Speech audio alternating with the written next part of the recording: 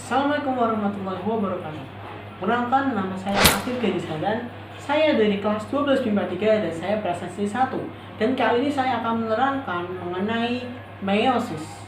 Apa itu sih pembelahan meiosis? Dilansir dari pendidikan.co.id, meiosis atau pembelahan reduksi ini merupakan suatu pembelahan sel yang menghasilkan sel anakan dengan jumlah kromosom setengah dari jumlah kromosom sel induk. Jadi, pembelahan tersebut sangat penting bagi organisme yang berkembang biak secara aseksual, yakni dalam pembentukan gamet atau gametogenesis. Kemudian, pembelahan meiosis disebut juga sebagai pembelahan reduksi karena terjadi pengurangan jumlah kromosom yang tadinya diploid menjadi haploid. Pembelahan meiosis terjadi pada sel penghasil gamet, baik jantan maupun betina. Pembelahan meiosis ini juga dijelaskan oleh seorang ilmuwan bernama Edward van Beneden di tahun 1883 di saat ia mengamati telur cacing Ascaris sp yang mengandung kromosom hanya setengah dari kromosom sel somatis atau sel tubuh.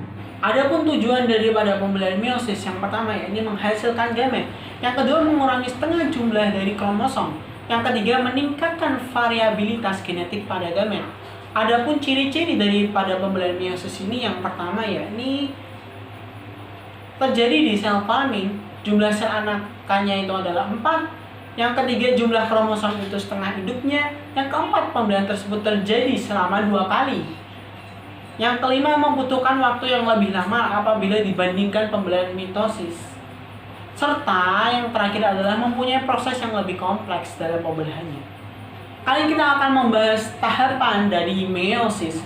Tahapan meiosis itu sendiri berlangsung secara 2 tahapan.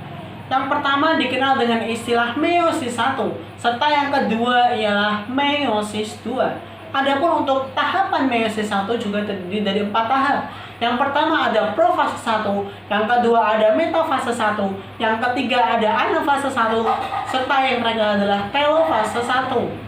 Kemudian meiosis 2. Apa sih tahapannya? Juga sama, terdiri dari 4 tahapan. Yang pertama ada profase 2, kemudian metafase 2, kemudian ada anafase 2, dan yang terakhir telofase 2.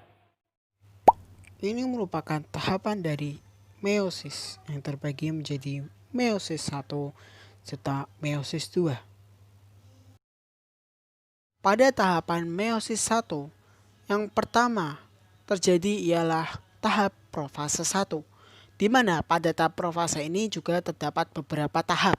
Yang pertama adalah leptoten, di mana pada saat tahap ini akan terlihat benang-benang halus pada bagian inti sel, kemudian mulai terbentuk kromosom.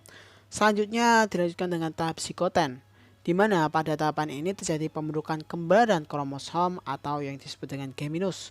Kromosom homolog yang berpasangan tersebut disebut dengan bivalen, sedangkan untuk peristiwa berpasangnya antar kromosom homolog tersebut disebut dengan sinapsis.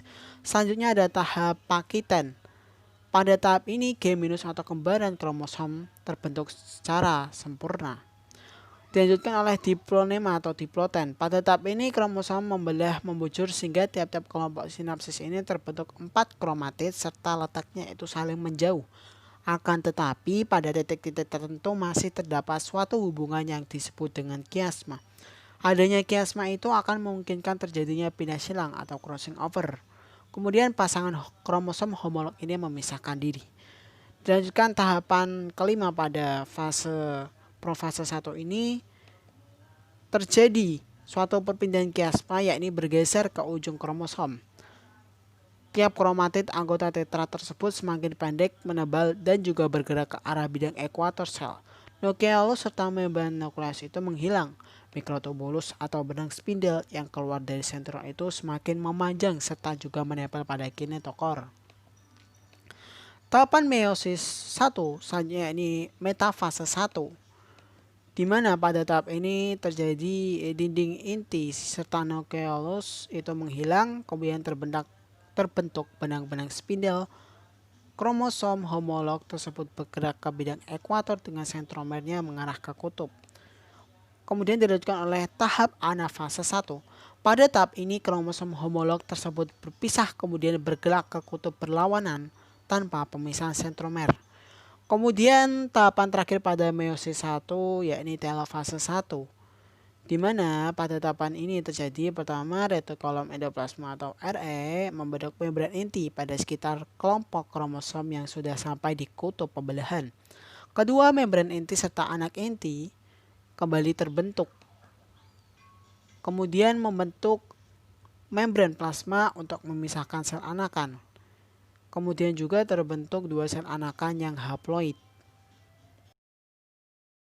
Tahap selanjutnya adalah tahap meiosis 2, di mana pada tahap meiosis 2 ini berlangsung seperti mitosis, namun sel-selnya itu sifatnya adalah haploid.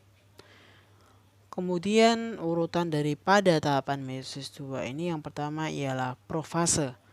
Pada tahap profase ini terjadi beberapa peristiwa. Pertama, pembelahan dua buah sentriol menjadi dua pasang sentriol baru. Kedua, tiap-tiap pasang sentriol tersebut berimigrasi ke arah kutub yang berlawanan. Ketiga, mikrotubul ini membentuk spindle serta membran inti. Kemudian nukleus menghilang, kromosom ini berubah menjadi kromatid.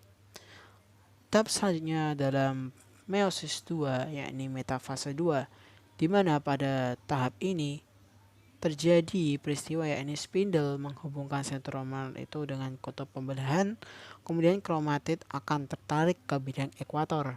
Selanjutnya ada tahap anafase 2, di mana pada tahap anafase 2 ini peristiwa yang terjadi yang pertama ya seluruh isi sel serta benang-benang spindle dari gelendong itu bertambah panjang. Bersama dengan itu sentromer tersebut membelah menjadi dua. Kromatid yang berpasangan itu saling berpisah serta masing-masing kromatid itu bergerak ke arah kutub yang berlawanan.